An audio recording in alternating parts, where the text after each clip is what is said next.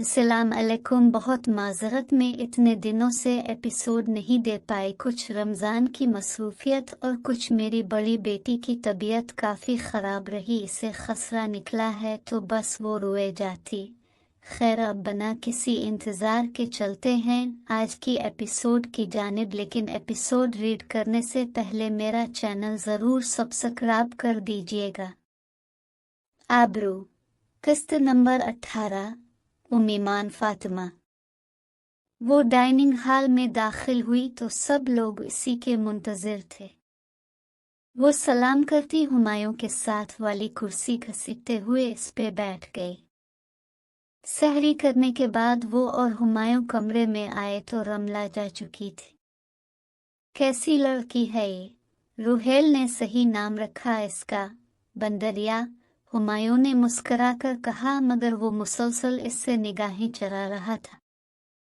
विरदा कुछ देर तक देखते रही और फिर इसे पीछे से जाकर हैक कर लिया।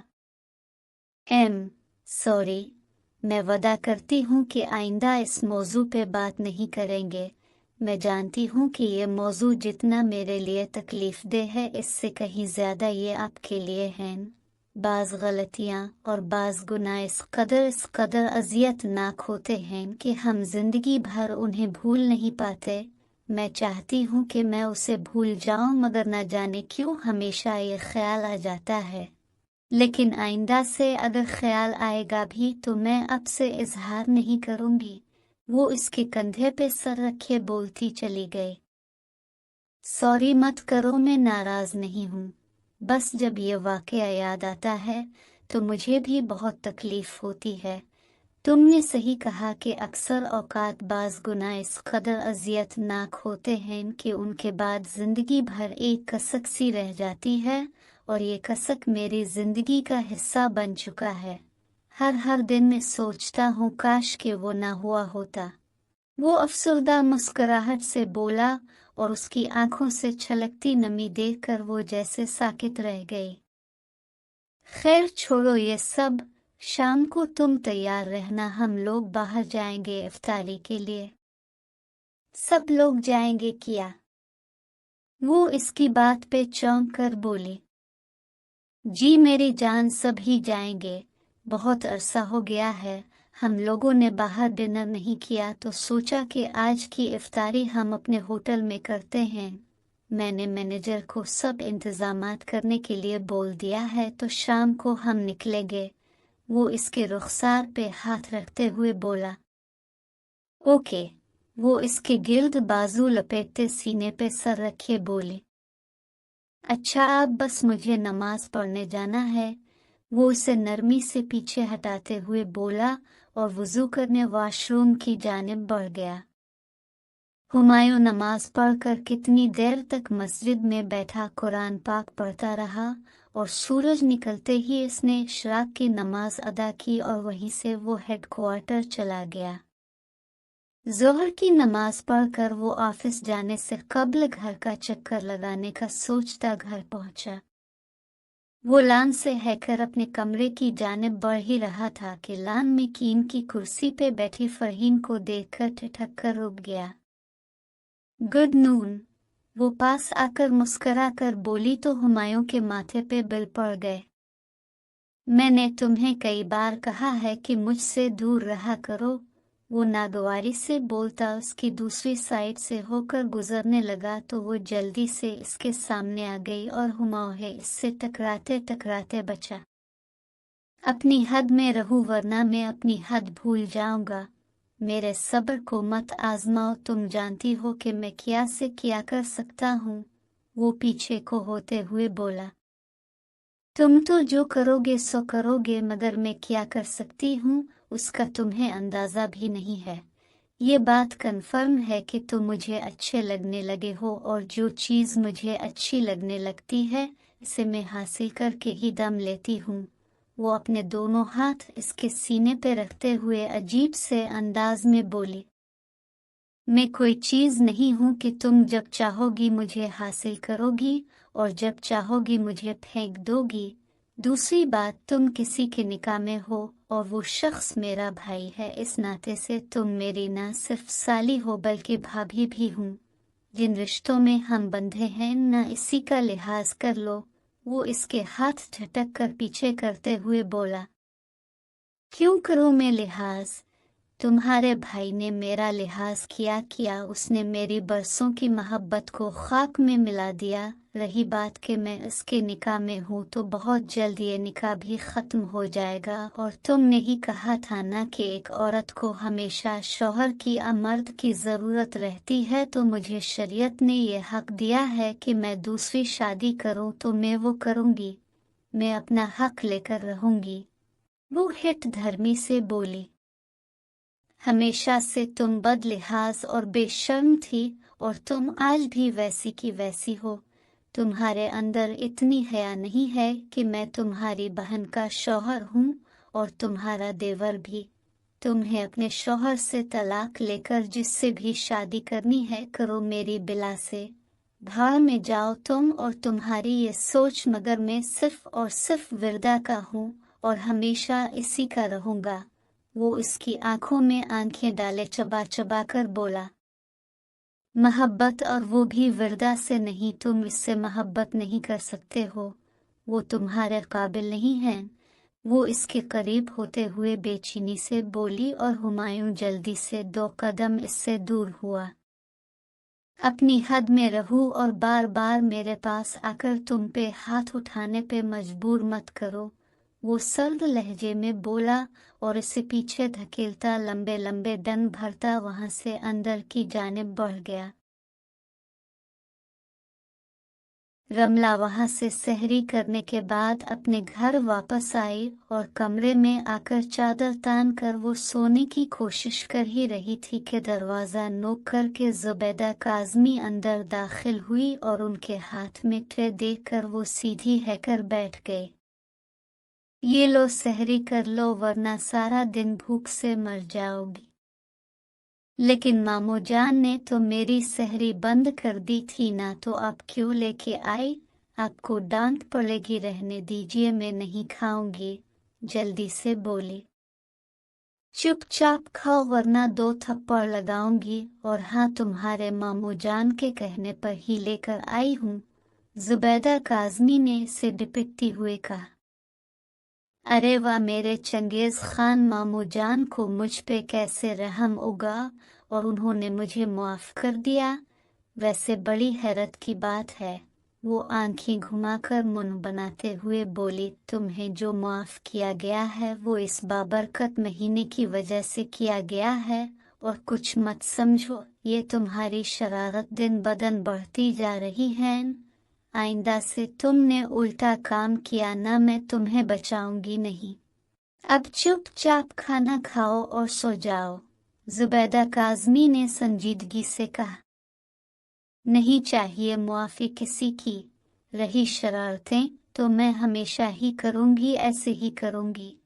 आप अपने चंगेज़ खान शौहर को बोल दीजिए मुझे उनके एहसान की ज़रूरत नहीं है।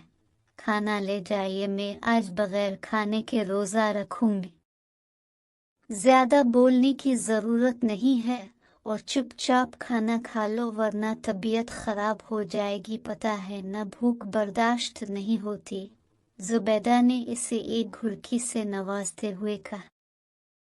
ये आपको लगता है, लेकिन आज मैं आपको साबित कर दूंगी कि मैं बिना खाना खाए भी रोज़ा रख सकती हूँ। वो गर्दन अकड़ाई इत्मीनान भरे अंदाज में बोली, मेरे से थप्पड़ ना खा लेना, चुपचाप खाना खाओ। जुबैदा काज़मी इस बार गुस्से से बोली तो उसने थोक निकलते हुए ट्रे की जानिब देखा जहाँ पे इतना सारा खाना देखकर भरे पेट होने की वजह से उबकाई आने को थी। अब देख क्या रही हो, शुरू करो, जुबैदा काज़मी ने कहा। अब जाओ, मैं मुंह हाथ धो के खा लूंगी। वो जल्दी से ट्रे पकड़कर साइड पे रखते हुए बोली। फिर जुबैदा के जाने के बाद इसने ट्रे पकड़कर बेड के नीचे खिसकाई और चादर तान कर जो सुई तो ज़ोहर टाइम आँख खुली। वो मुंह हाथ धोकर बाहर आई और लाउंज में आकर वो मैगजीन देखते हुए साथ अर्ध गिर्द का जायजा लेने लगी। अभी इसे बैठे कुछ देर ही हुई थी कि मुलाजमा उसके कमरे से खाने की भरी प्लेट लेकर आ गई। तुमने खाना नहीं खाया था क्या? जुबैदा काज़मी इसके पास आकर बेचैनी से बोली। मुझे भूख नहीं थी तो मैंने नहीं खाया। ऐसा कैसे हो सकता है? और तुम ऐसे बैठी थी तो मुझे लगा कि शायद तुमने खा लिया है। तुम जब खाना लेट खाती हो तो तुम्हें चक्कर आने लगते हैं और अक्सर औकात बेहोश भी हो जाती हो भूख की वजह से। आज ऐसा क्या हो गया कि तुम बिल्कुल फ्रेश दिख रही हो? जुबैदा काज़मी ने इसे खोजती निगाहों से देखते हुए पूछा। मैं फ्रेश इसलिए दिख रही हूँ क्योंकि मैं रोज़े से हूँ और अल्लाह ताला ने मुझे सब्र दे दिया है, वो निगाहें चराकर बोली। सच सच बता के खाना क्यों नहीं खाया? मम्मी जी खाया होगा इसने, और हो सकता है कि आपके जाने से पहले ही खा लिया हो, वो भी चोरी करके, क्योंकि इसको तो आदत है न ये सब करने की, बड़े भाभी ने तंजिया लहजे में कहा। क्यों आपके बाप का खाती हूँ और मैं जो मर्जी करूँ, आप अपने काम से काम रखा करें, आप जैसी औरत के मुंह नहीं लगती हूँ। रमला, जैद काज़मी ने धार कर इसका नाम लिया तो वो लब कुचलते हुए सामने खड़े जैद को देखने लगी, जिनकी निगाहों और अंदाज से वो हमेशा खौफजदा हो जाती थी। देख रहे जैद, ये कैसे बोलती है? मैंने कई बार आपको बताया मगर आप टाल जाते हैं। देखा कितनी बदलिहाज हो गई है। वो अपने शौहर को देखते ही शुरू हो गए। हुआ है, चलो तुम बक्स लेकर स्टडी रूम में मैं आऊं? जैद काज़मी ने कहा तो वो थोक निगलती चुपचाप कमरे में गई और बक्स लेकर वो स्टडी रूम में बैठी जोर जोर से पांव झुला रही थी कि जैद को अंदर आते देखकर जल्दी से सीधी हैकर बैठ गए। आ जाओ बक्स लेकर, जैद डबल सीटी सोफे पे बैठते हुए बोला तो वो बक्स ले पास आए। बैठ जाओ, वो बोला। नहीं जैद बेब भाई, मैं यही ठीक हूँ, वो जल्दी से बोले। मैंने कहा यहाँ बैठूं, वो अपने साथ खाली जगह की तरफ इशारा करते हुए बोला तो वो इससे फासला बरकरार रखते किनारे पे टुक गए। सही से बैठो, कहीं भागना है क्या? वो कहते साथ ही इसे बाजू से खींचकर खुद के करीब करते हुए बोला। जैद इससे सबक पढ़ाते हुए इस पे निगाहें गाड़े हुए ही था और वो उन्हीं निगाहों से बेचैन हो जाती थी। तुम क्यों इतनी परेशान हो? जैद ने अपने हाथ की पुष्ट से इसके रुखसार को मसलते हुए पूछा तो वो बिदक कर उठ खड़ी हुई। आप मम, मुझे इस तरह टच मत करें, वो रूहान सी हैकर बोली तो जैद इसे गहरी निगाहों से देखते हुए मुस्करा दिया।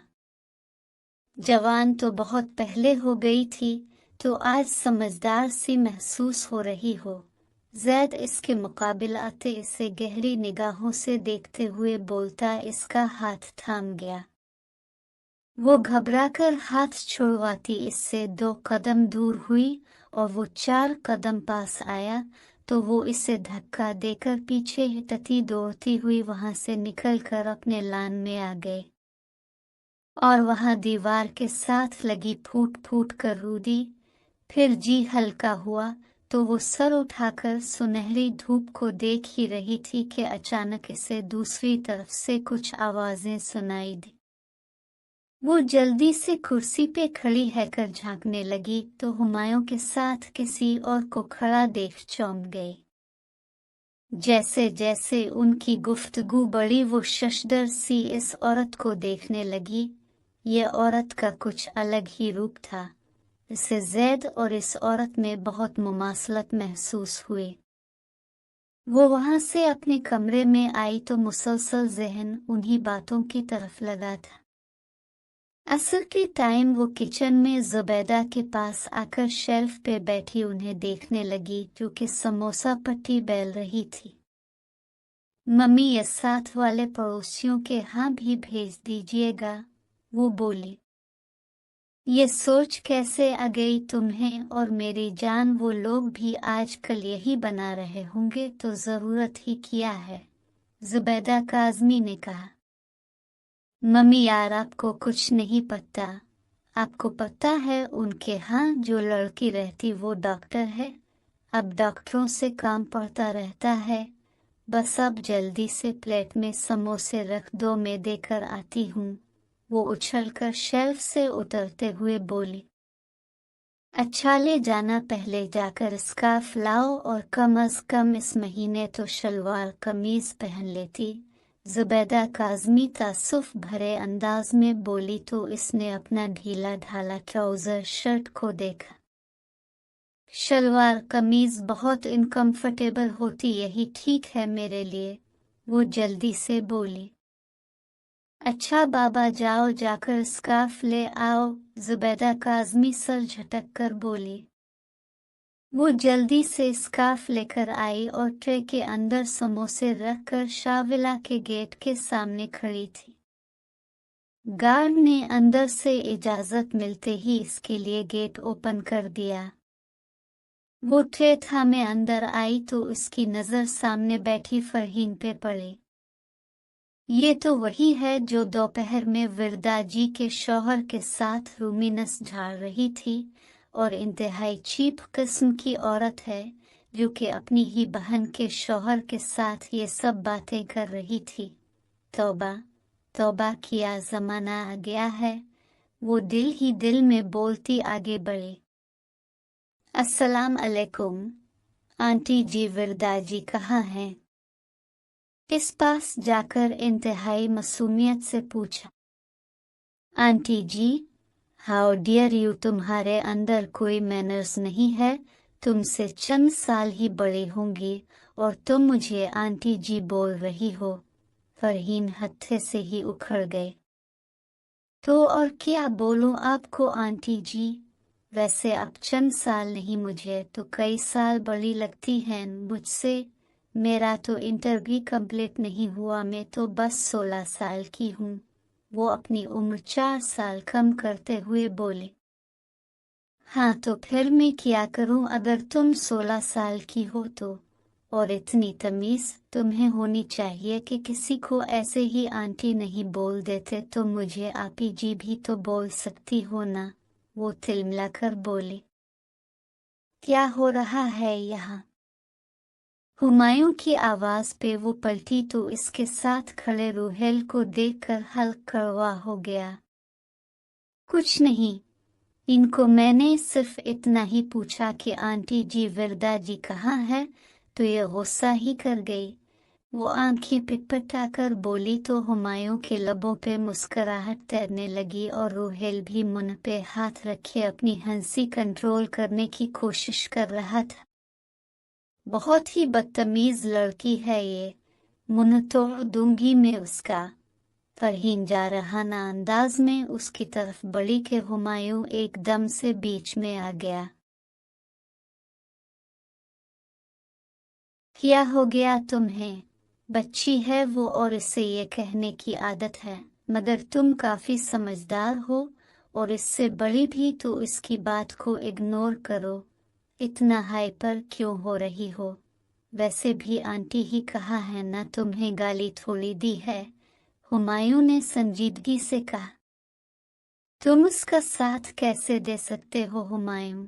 इसे समझाने की बजाय तुम मुझ पे जरा कर रहे हो। वैसे ये लड़की है कौन और यहाँ क्या कर रही है? ये हमारे साथ जो काज़मी हाउस है उधर रहती है, और उसका काम ही यही है कि ये हर एक को अंकल और आंटी बोलती है, और खुद बेचारी के तो अभी दूध के दांत भी नहीं टूटे, लेकिन हाँ ये बंदरों की तरह उछलती कूदती बहुत है, इसलिए मैंने इसका नाम बंदरिया रखा है, रूहेल ने तंजिया लहजे में कहा। ओह हेलो मिस्टर अंकल, तुम ना अपनी हद में रहो और खबरदार जो मेरे को बंदरिया बोला, तुम खुद हो के बंदर और तुम्हारी होगी बीवी बंदरिया, तुम्हारे बच्चे हो के नमूने। वो हाथ नचा नचा कर बोली। ए लड़की खबरदार जो मुझे इस तरह बोला, मेरे ही घर में खड़े होकर मुझसे इस तरह बात कर रही हो। रोहेल ने गुस्से से कहा।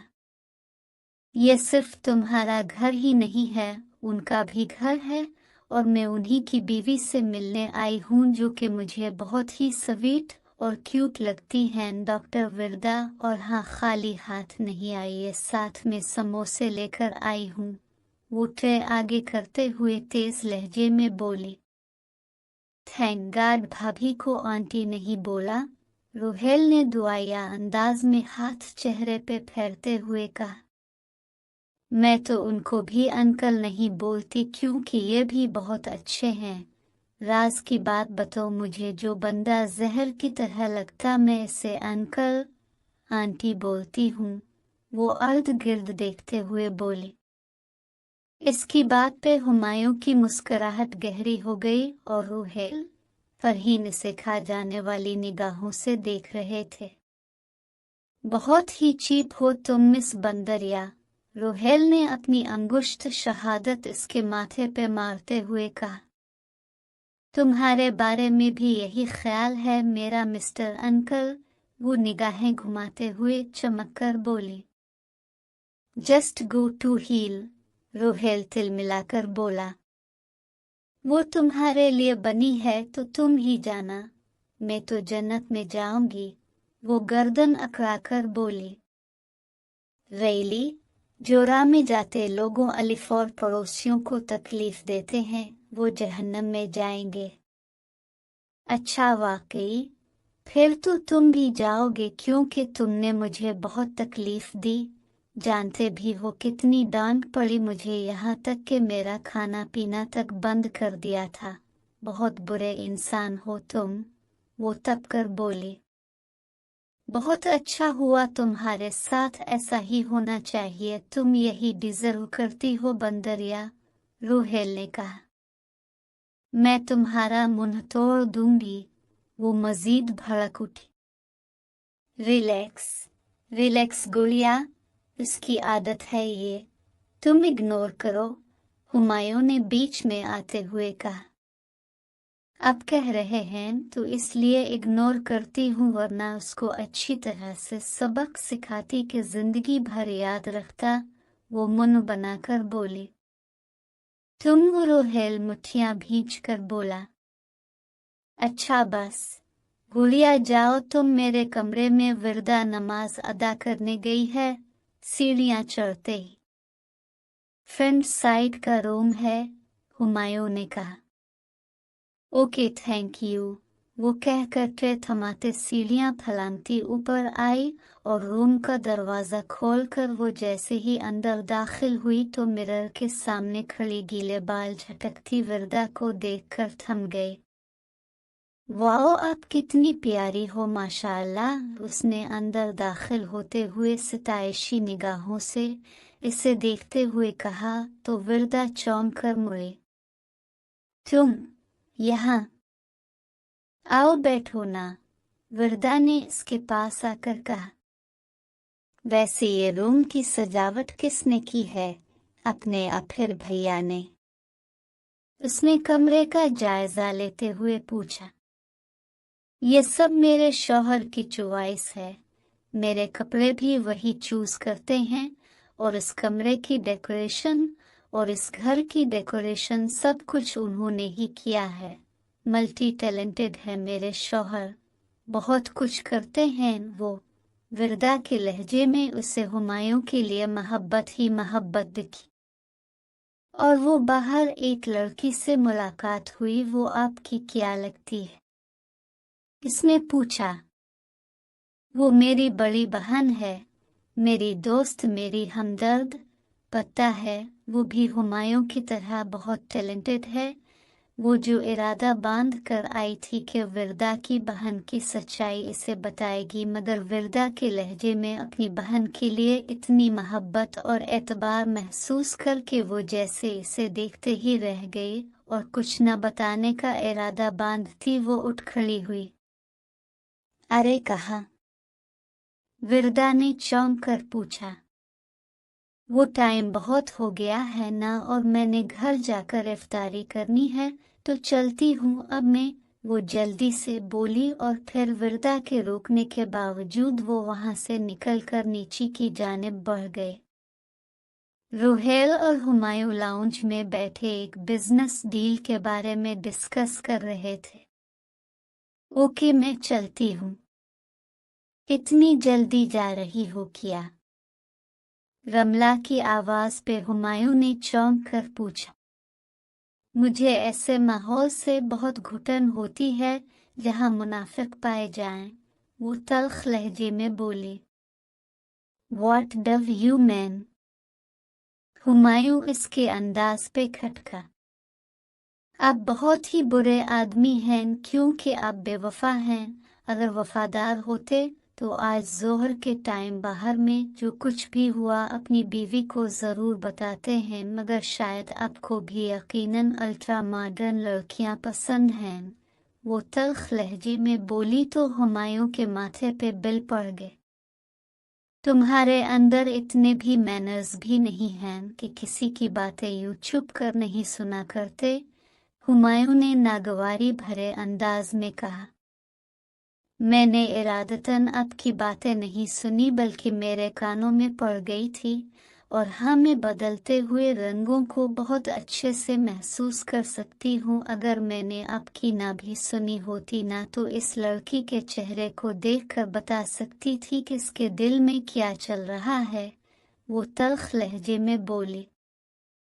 ओह रैली, वैसे मैं तुम्हारे बारे में बिल्कुल ठीक हूँ, क्योंकि तुम जैसी मासूम भोली भाली सी दुखती हो ना, वैसी हो नहीं, हुमायूं ने कहा। मैं तो पहले ही कहता था बरू, ये पूरी की पूरी आफत की पुड़िया है, रुहेल ने तिबजा लहजे में कहा। तो इसने नागवारी से इसे देखा। वैसे बड़े ही अजीब किस्म के होते हो आप मर्द, अपनी बीवी के होते हुए दूसरों की बीवियों को भी दिल में बसाने की गुंजाइश बाकी होती है। नफरत है मुझे आप जैसे मर्दों से और इस जैसी औरतों से, वो तनफ्फुर भरे अंदाज में बोलती तेजी से बाहर की जानिब बढ़ी। तो हुमायूं भी फौरन इसके पीछे भागा।